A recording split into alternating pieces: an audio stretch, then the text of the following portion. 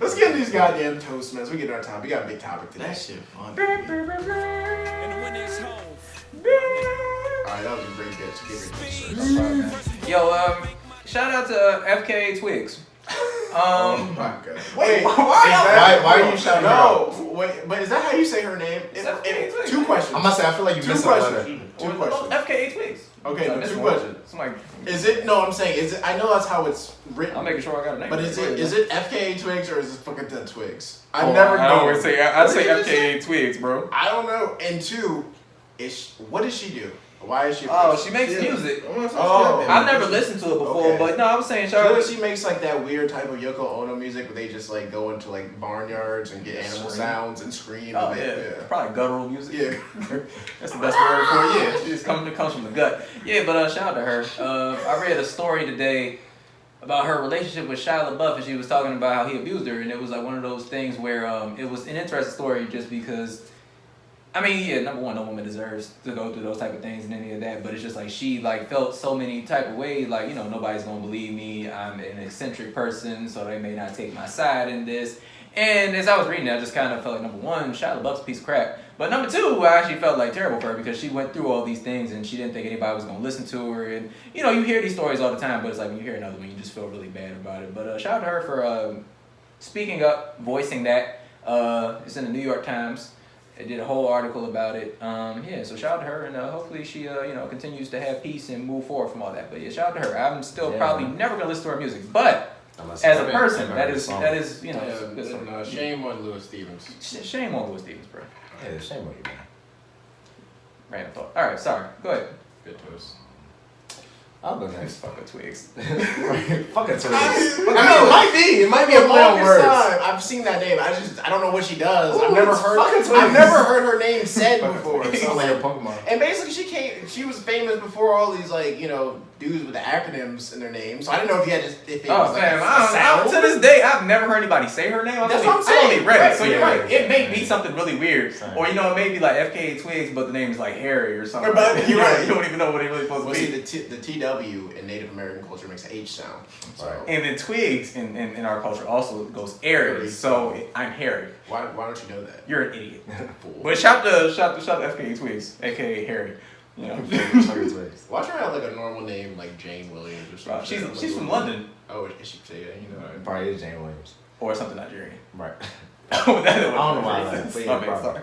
I'll go next. I wanted to give a shout out to Mr. Rager, Mr. Solo Dolo, Mr. Kid Cudi. Mainly, I only listened to his album one time, so I haven't really formed a full opinion on it. But just as I was listening to it, I was like, you know what? This kind of sounds like a Travis Scott type of vibe. And when I really thought about it, there would be no Travis Scott without a Kid Cudi. So like when you think about Cudi got grandkids. When I really listened through Kid Cudi's album, I'm like, yo, like the impact this dude had on, like he had Trippie Redd on there. You hear some of Kid Cudi and Trippie Redd. You hear some of Kid Cudi. You heard some of Kid Cudi in Juice WRLD. Like you hear his impact, and even like he had an effect on the direction Kanye took at one point with 808s and Heartbreaks. He had an effect on. I would assume he had an effect on Drake at some point too.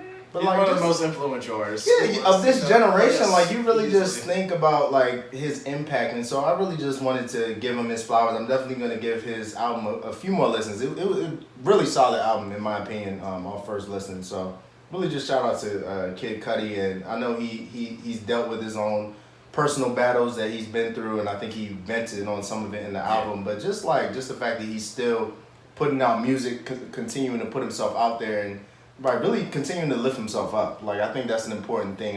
We all seen how these artists have it hard. Like a lot of them lean back on their drug dependencies and all that stuff. So like just really seeing him having a positive role in the community and really just being an example for these younger artists to continue to look up to. So shout out to Kid Cudi. Yeah, Kid Cudi is Mr. Rager.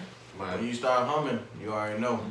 Probably when I was 16 years old, Kid Cudi was my favorite artist. I love A Kid Named Cudi is one of my favorite mixtapes ever. Was that 16? Yeah. 2010. The Man on the Moon, the first one. I mean, that album is just a perfect album. Kid Cudi is just when I think of that era, I think of all the backpack rappers and I love it. 2dopeboys.com and BBC and all that, the Billionaire Boys, all that shit. So I'm so immature. BBC. What did you think I meant? Dante? Big black cock. Next question. What? Thank you. I thought so too. Anyway. I actually wanted some BBC recently. But anyway. Oh wait, You gonna explain what you thought it was and say you wanted it? That doesn't make sense. I meant the clothes. Sorry, Aaron. You was on the roll. Anyway, Kid Cudi I really want is that one of shit. my favorite artists, and I'm glad to see that he's released. Not only he's releasing a podcast, he's released albums like pretty. Oh yeah, a lot of. Oh yeah, But he's this been one's consistent. This one's getting a lot of press. So He's I haven't back on the listened to it Man on yet, the Moon but I will. stuff. Yeah. So. I didn't catch the last one with Kanye for obvious reasons. We I listened to it a couple times. Oh, I never listened to it. It got over, and that hurt me because Kid Right, Cudi that was hard Kanye to album listen is to. something that I would have missed school for in high school. It was a move mountains to listen to. It's a solid project. If you haven't heard it, check it out. Man on the Moon 3. I forgot And that. please give Kid Cudi his flowers. Please do. He influenced Please do. And almost then go every- listen to his alt rock album Wizard. I think I didn't had listen to that. that one. I think that was the last album I listened Wasn't to. that one where it was just a lot of instrumentals and It stuff? was him and Dr. Genius. It was some instrumentals, a little bit of singing. Oh, Dr. Genius. He used to be married to Janae. He did. That is true. Wow, a deep cut there. Yeah. All right, I'm gonna give my toast to Tiny Lister, otherwise known as Debo, actor, passed away R.I.P. Debo. at the age of 62. Most people who probably listen to this podcast, you know him as Debo from Friday for Next, big strong guy. How you But know, man? also, I know him from that, but I mean, he was also like a pro wrestler. He also starred in No Holds Zeus. Barred, the movie with Hulk Hogan, Zeus. So I mean, he's done a lot. He's done a lot of movies. He's in The Dark Knight. I mean, whenever you did a movie, a big, strong, scary black guy, you called Debo. You called Hey, you Mr. need Lister some work. You need Debo. some work, Debo. And You know, that steady word. he was That's even a 62. word now. Yeah, basically. Made it a verb. Debo. Yep. We still got jokes about. I mean, not jokes, but like Debo is still like a cultural reference that we use since absolutely. that movie's. I don't know when that movie came out. Yeah, so I mean, again, it's just another sign of getting older. Just people you don't really think of as just like, as human, you think about, oh, that's Debo or that's Zeus or whatever, But people get old and they pass. So he's only 62, so that was fairly young. But shout out to him, prayers to him and his family, and thank you for the entertainment you gave us over the years, For sure, man. Mr. Lister. For sure. That's my toast. Thank you, Debo. Thank you, Debo. R.I.P. Debo, I'm gonna tuck mine in. It's my bike, fool. It's my chain. I got you. They stole the milk, Craig. I know you is. I got $200, punk. What chain? What chain? Punk. I do what you should have did 5 minutes ago. I'm gonna give my toast to Brandon Bernard. I don't know if you guys are familiar with him. He is just recently, unfortunately, and God rest his soul, been executed for a murder that he was convicted of when he was 18. So that would make 20. He was 40 when he was death by lethal injection yesterday. So 21 years on death row, with multiple pleas to be removed from such, saying that he was too young. It just really, I don't want this to, this toast to be construed as I condone, murder or any type of, violence. But I do want this to be a topic or a thing to think about in terms of people being able to change. And I don't think death is the answer. I think that, their biggest call for him to die was was for it to be even to the family that, that passed away. And I thought it was kind of crazy how, I was reading deeper into the article, and it's how it happened where, it was a minister that they, unfortunately killed. There's a wife and a husband. And the last words that the wife said to Brandon Bernard was, the assailants was, Jesus will take care of us, and, Jesus will pray for you. We're praying for you as they died.